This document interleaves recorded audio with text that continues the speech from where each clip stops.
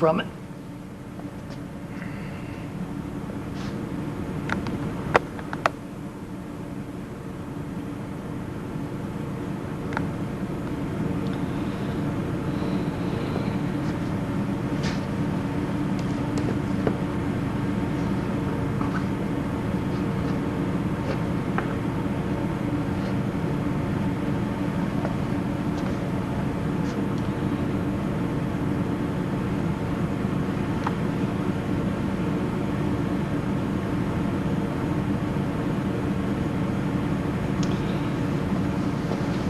And now we're ready to apply the Turk's head right here to cover up the ugly looking part, and we'll have a finished lanyard here.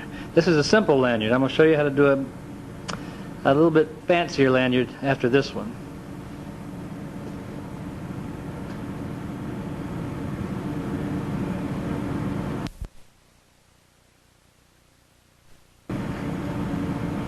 Now I'm not going to show you how to make the Turk's head because you can learn that easier from a book. You can get either Bruce Grant's book at the library, the Encyclopedia of Rawhide and Leather Braiding.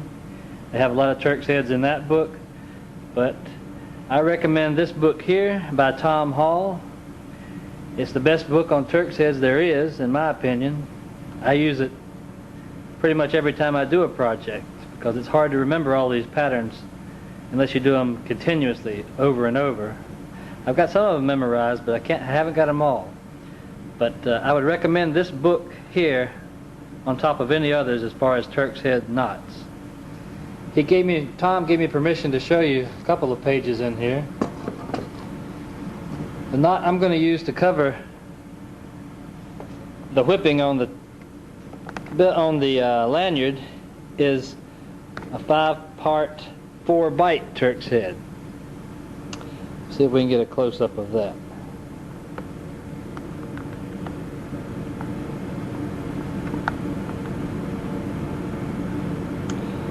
And there's the instructions for it on page 16 of the Introduction to Turk's Head Knots.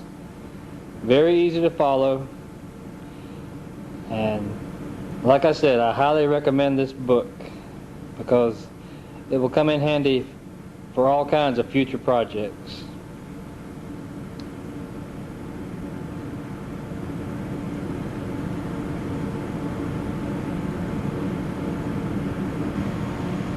Now a lot of people ask, how do I know how much string I'm going to need to make the Turk's head? I use a general rule of thumb. I know I'm going to be making a 5-part 4-bite Turk's head, and I know it's got 5 parts. I'm going to be making 3 passes over it. So it's going to be, I'll figure out something similar to what I'm going to be covering. I use my 2 fingers here.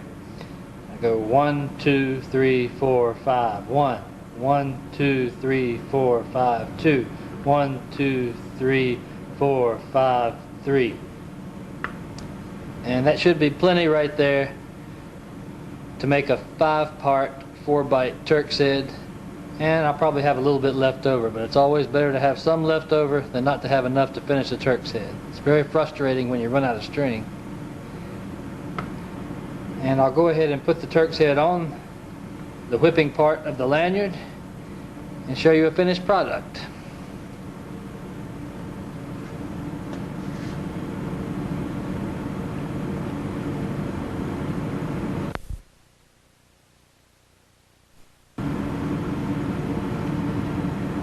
Now here you have a completed Turk's head covering up the whipping, and let's try and zoom out so we can get a little bit better picture of the whole thing put together.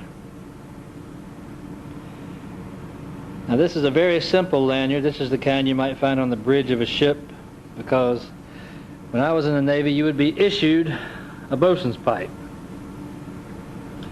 and whenever you changed watches, whoever was on watch, they would hand you the lanyard. You would attach your own whistle or pipe to it and stand your watch. If you lost your pipe, you might have to do some extra duty to get another one, but this is pretty much a standard lanyard you'd find on the bridge of a ship in the Navy.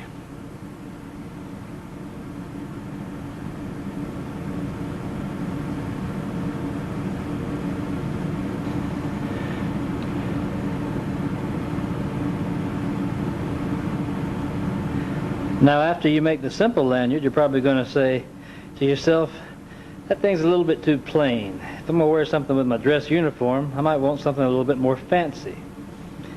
So I'm going to try an attempt to show you how to make one like this. This one has a 7-strand English sinnet, followed by a foot rope knot, crowning, another foot rope knot, some 4-strand braid, another foot rope knot down here at the end, or that might be a Turk's head, I can't remember which one it is, and your whistle loop. So now we'll try and show you how to make something a little bit more intricate. Let's try and get a close-up of that fancy part right there.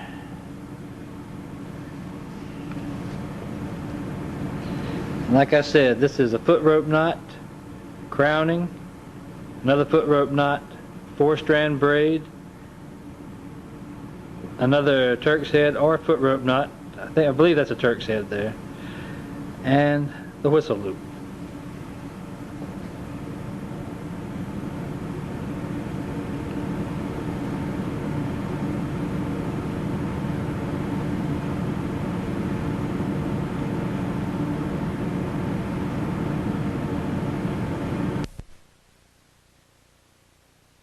That we're going to use on this next lanyard.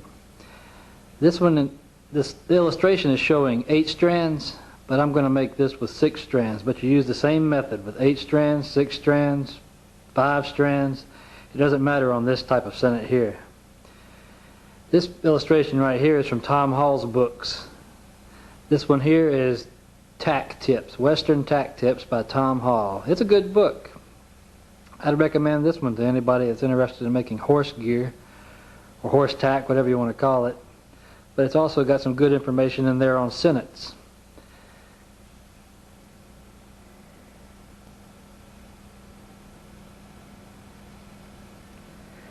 This is the cover of Tom's book, Western Tack Tips. I thought I'd give him a little plug here since he gave me the permission to use some of the illustrations. But like I said, it's a very good book. It's kind of hard to find, but if you need help finding it, just contact me at the address at the beginning of the videotape, and I'll help you out as much as I can.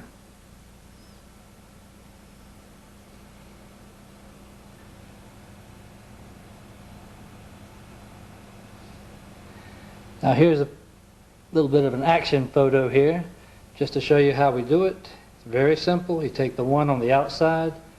It's just an over and under pattern.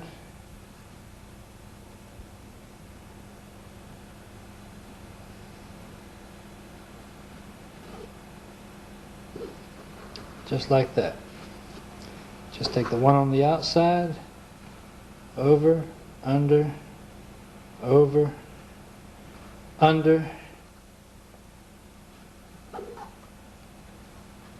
Now this one's pretty loose right now. When you do the sinnet, you're going to do it a little bit tighter as you go along, keeping tension on the sinnet as you braid it.